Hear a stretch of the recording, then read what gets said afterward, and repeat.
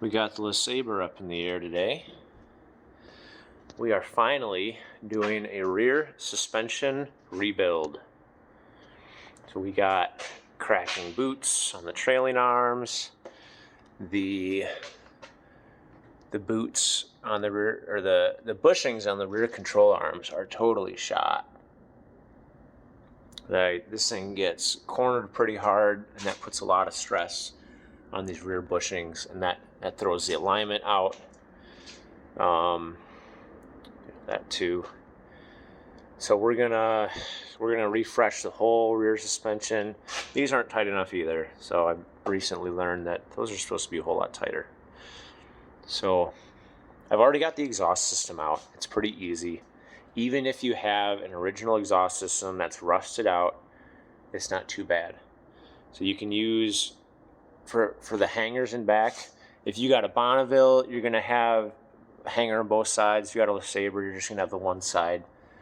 You can unbolt these if they're not too rusty. Otherwise, just pop it out of the rubber hanger. You can get a tool for that if you don't want to use a pry bar and do it by hand. But the biggest thing with this job is you got to take down the whole cradle. That's why we took the exhaust system off in the first place. These bolts will not slide out. They'll hit the gas tank, and these ones too. It'll hit the unibody of the car. So you got to lower the subframe a good like 8 inches or so in order to get all these bolts out. These ones too. Even these trailing arms are not the simplest job because they're hidden up against the gas tank. We also have cracking bushings here. I think I got the last one that was available on the internet. Unfortunately, I couldn't get a second one. So we're going to be replacing one of those. And then we'll just do the other one when I'm able to get one. I've got an order in at the dealership, but they're discontinued at GM. There's a couple dealerships around the country that still have them in stock. I haven't been able to find one that's willing to sell one to me without me actually coming to them in person. So want to try to avoid disconnecting the brakes, the brake lines. I don't want to have to flush the air out of the system.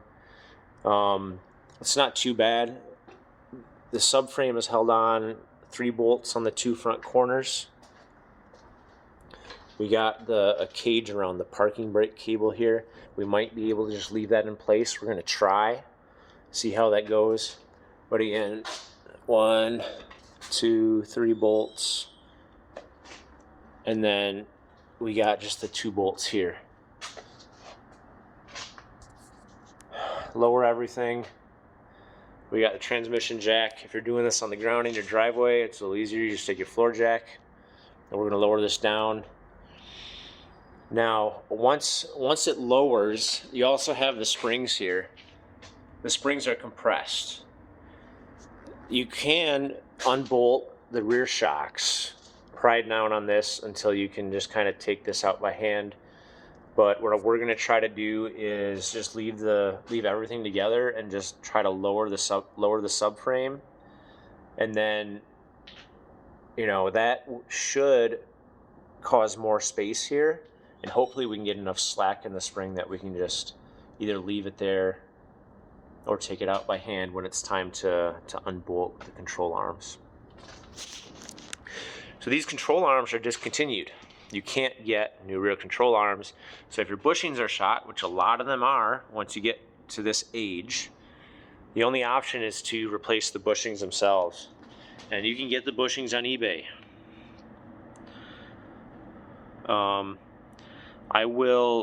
I'll put the part number for these in the description too. I don't have that on hand right now. This is pieces from the bushing install kit. So I just spent like $150 on a bushing kit, and then we got new trailing arms, these sway bar links, and then this is the mount for the subframe. It's real interesting. It's like the nut is kind of welded on the top, or pinched on top, and it just kind of sits up there in the frame. We got one of those, the last one on the internet. I tried ordering from a few places, but every single one of them was like, oh, they're back ordered. We'll cancel your order and refund you. Yeah, so we'll get started, and then I'll give you an update once we get through the next step.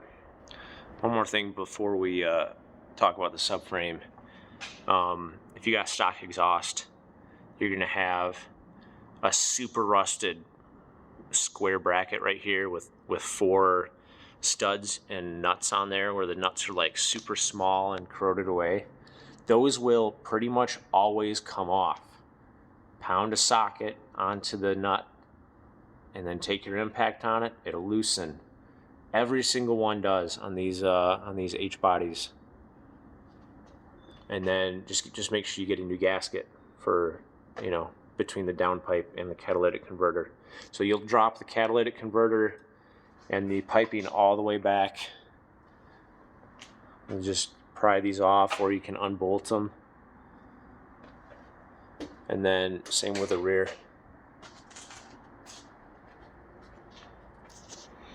All right, we got the subframe dropped far enough to get everything loose. This side was pretty menial. So what we got, we're holding the thing up yet. We still have the rear shocks attached. So that's kind of holding these in place. Everything's super loose. And then the springs are still in place. There's no force on them at all. We had to take the brakes off of the hubs because otherwise it'll stress the rubber lines. So we loosened those. You may need to unplug the ABS plug on the back of the hub too. And we did on the right side.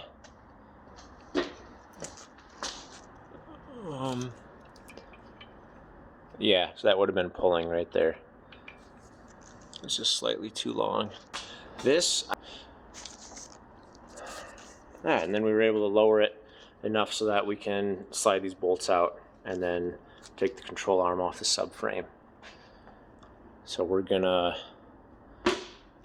take these 2 bolts out next, and then see if we can get these in a good position to get the bushing installer on them without taking anything else apart. Oh, and then so these plates, you can just leave the back nut in a little, back bolt in a little bit, and then take out the main center one and the other 2. This one is parking brake goes through it, so you're gonna have to like push it out of the way to get the 18 mil out of the middle, and then just take the 3 bolts completely off to let the subframe drop down. You don't need to take the parking brake off. There's plenty of slack there. You need to unplug the harness that going from the body to the subframe. This is for the ABS sensors, wheel speed sensors. I'm pretty sure that's it. Yeah, so we'll see how we can maneuver these control arms, and then we'll work on shoving out the bushings. Last thing we had to take loose, the suspension level sensor. So I took it loose from here. It might be easier just to pop one of these joints out, but I didn't want to loosen up the socket at all. So you just take the 10 mil nut off, and then you kind of wiggle the bracket until this comes out a little bit. You can tap this with a hammer too, and then once this is pushed through enough, you can lift the stub out the bottom, slide the whole thing down, and pull it out. Alright, so we already did this bushing here. Now, one thing to note when you're changing these bushings is that there's a hollow side and a solid side. From the factory, the hollow sides are pointing to the front and back of the car, I'm actually going to turn it 90 degrees. This will give a little less play in the arm for a little stiffer ride. If you're looking to retain your Buick ride quality, I'd recommend keeping with the original orientation. But we're going to flip them 90. It'll also help extend the life of the new bushings. This one's already in, so I was kind of figuring out which sizes we need. So here we got the other side ready to go out. We got the 46-36 on the inside and the 70-60 on the outside. And both bushings push outwards when you uninstall them, so we got to push it this way. My kit uses 22s. I guess it's going to be specific to whatever kit you're using. I'll post a link to whatever to the kit I'm using. All right, so now the rubber is going to cause this I don't know what these are called. This thing, it's going to cause the 46-36 to walk around a little bit. So you want to kind of adjust it as you're tightening.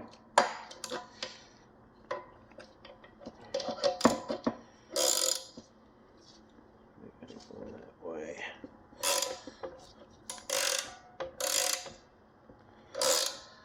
So now if you look closely at the seam, you might be able to see, oops, just hit me right in the head. You can see it just,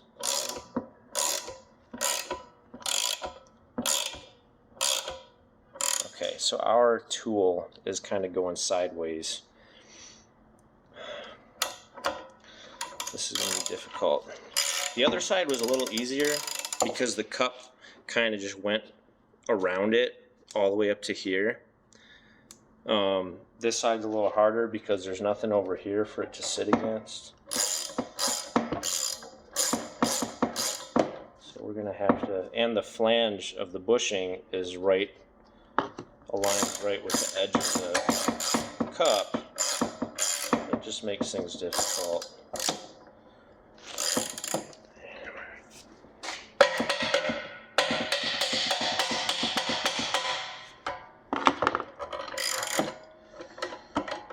Putting the new ones in is much easier, and I'll show you that too. We're going to try, see if we can get this. I'm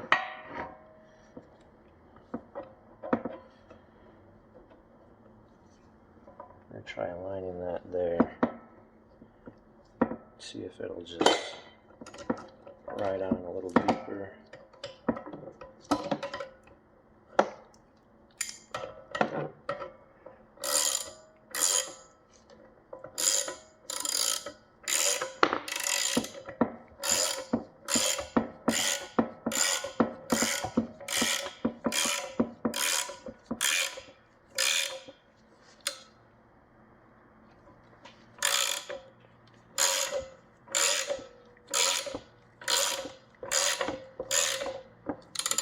Just pulling on farther.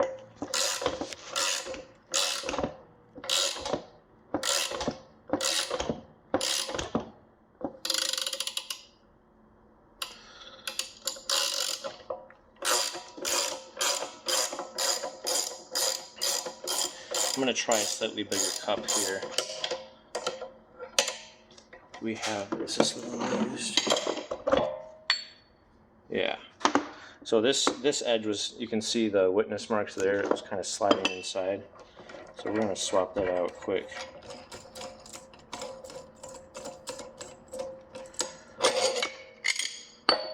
So this is a 48-38.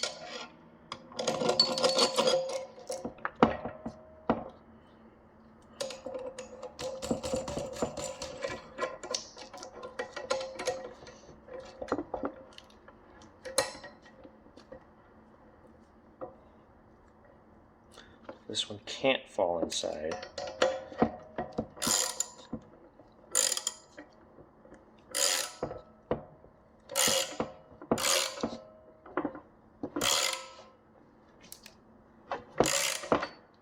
There we go. See, it's just starting to push inwards.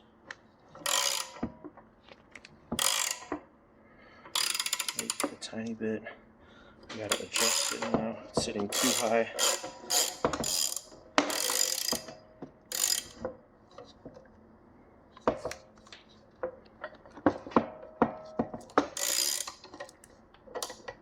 So you can see now the cup is straddling here and it's resting against this nub here.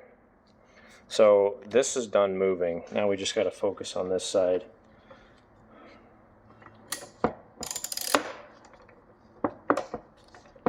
Just have to push down.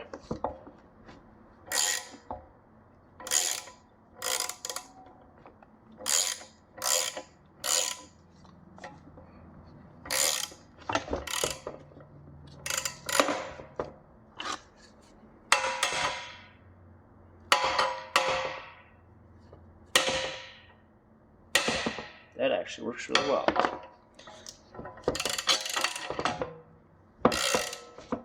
That's sliding right in there. Nice. Now the other thing is only this band right here has the interference fit. Once you get it out about that 8 millimeters, it'll just come out by hand as long as you're... I don't know if it's going to be much different if you got a rusty car, but this is aluminum. This might be aluminum too, so that might really help make this process easy even on rusty cars. And we'll keep going until it loosens up. Oh, it looks like we're, if you look in here, looks like we're already about 1 centimeter out already. It might just be this being tight in the bore.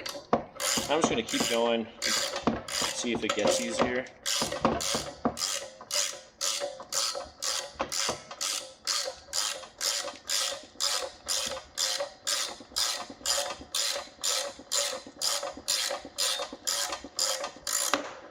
Alright, we're about at the end there.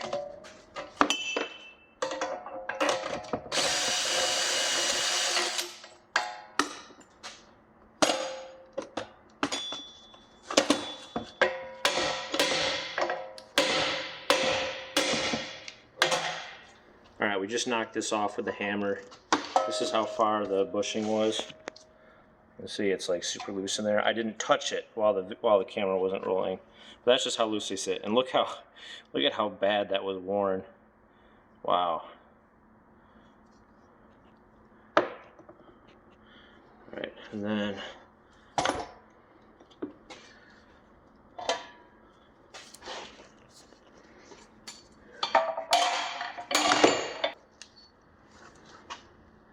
alright, now the new one.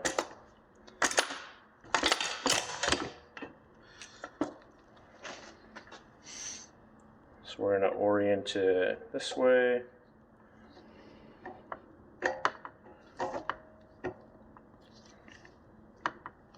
It's a little bit tighter fit. I got these two.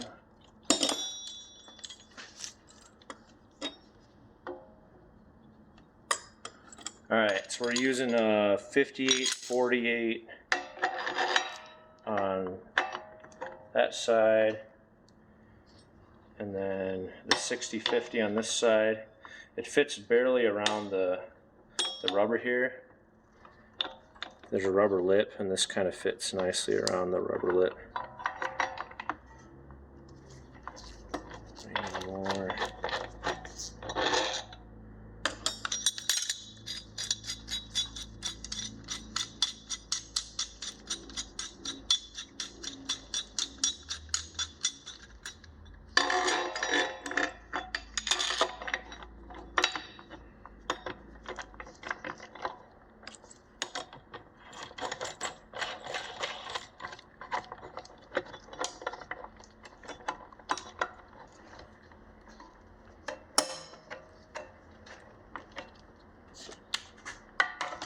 You don't want to use an impact on these or you'll mess up your threaded rod. But a drill works great. Because if you're impacting it on, it generates a lot of heat. It's going to need to be over here.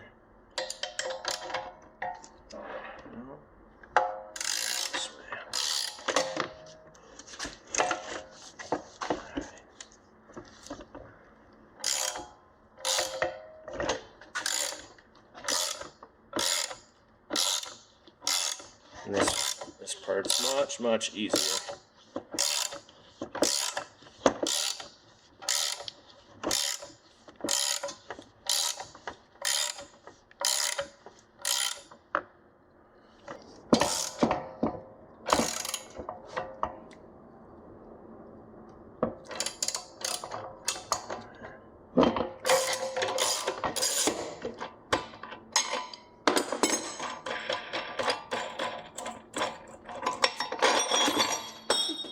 Alright, there we go.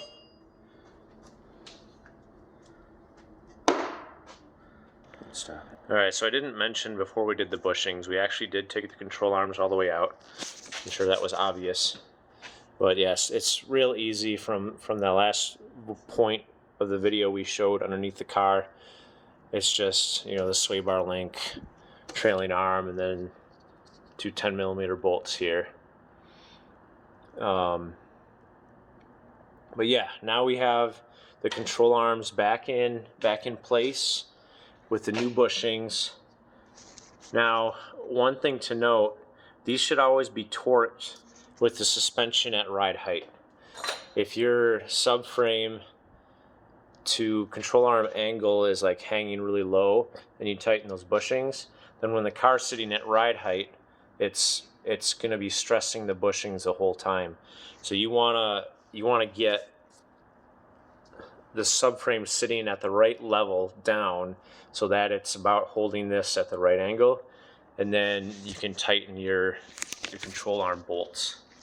So now, because this is lower than normal and the subframe is lower than normal, now we're not going to put any unnecessary stress on the bushings. So as we go up, we got to remember to put the springs in place, because those just kind of fall out by the time you get to this point. So those can go in by hand pretty easily once you move the calipers out of the way. Yeah. Don't over tighten these. Don't over tighten these.